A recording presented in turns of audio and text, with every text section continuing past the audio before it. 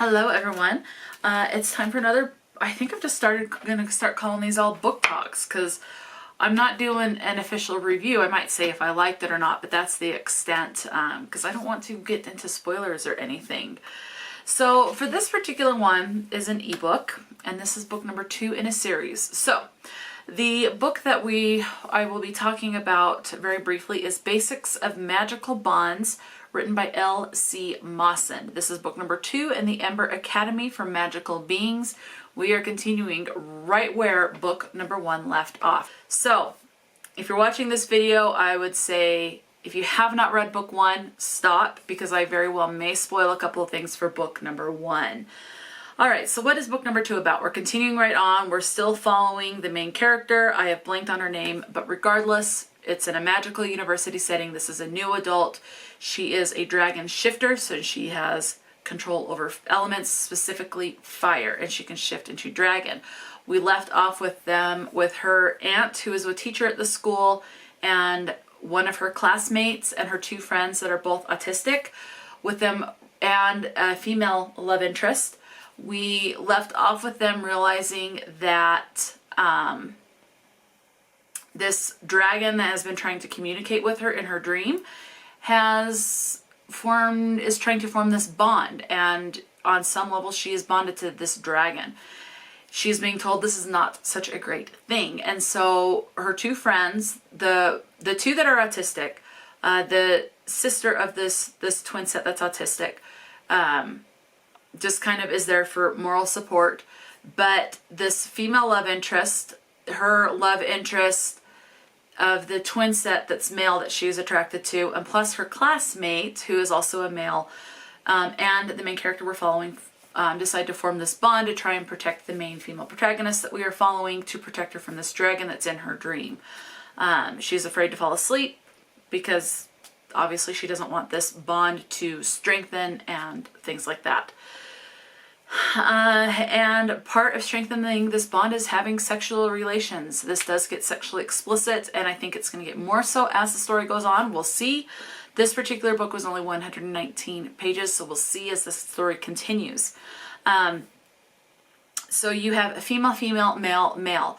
So the main character we're following is bisexual. The female love interest is her roommate, who happens to be a mermaid.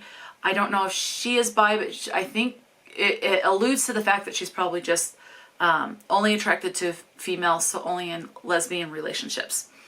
The male friend who is autistic, turns out that he's possibly bisexual because he has been attracted to our main female character, and then there's another character in this book that he is attracted to. The other male in this thinks he's only attracted to the female, but turns out something happens that makes him question his sexuality, and then there's some tension regarding that questioning with him and himself, and also with other people that he is around, which is completely understandable to have that tension when you're questioning your sexuality. And that's about this. It's what can we do to strengthen this? What can we do to prevent this main character from falling asleep, to prevent this bond with this great dragon being strengthened, to keep their friend and love interest safe, to the point that you think there's going to be an orgy. So that's what book 2 is about in the 119 pages. It's them trying to figure out how to strengthen their bond to protect her from the great dragon, and what they need to do about that. And not wanting to, there's still a lot of questioning from the main character with her, I would say, social anxiety and anxiety in general, doubting things, assuming what people are thinking and assuming what people are feeling, and turns out sometimes she's kind of close, other times, a lot of the time, she's way far off base. And so there's still a lot of that. She's still got a lot of learning to do regarding that, to just trust people that she relies on, and to put that trust in someone, which I understand that can be very difficult. So that's what the story is about.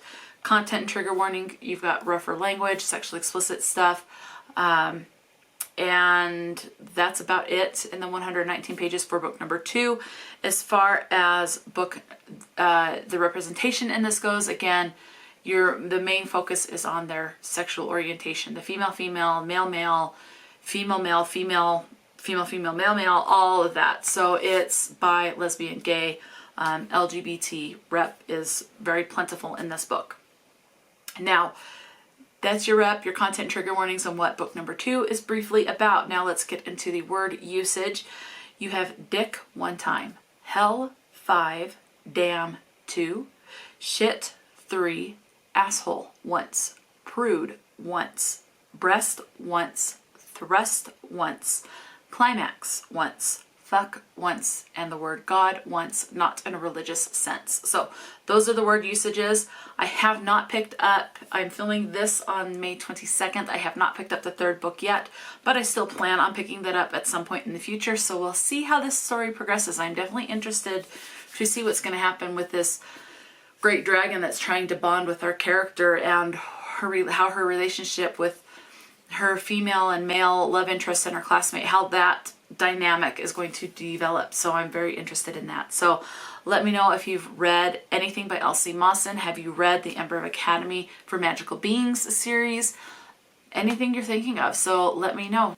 And until next time, stay true to yourself and enjoy a good book, and I will talk to you later.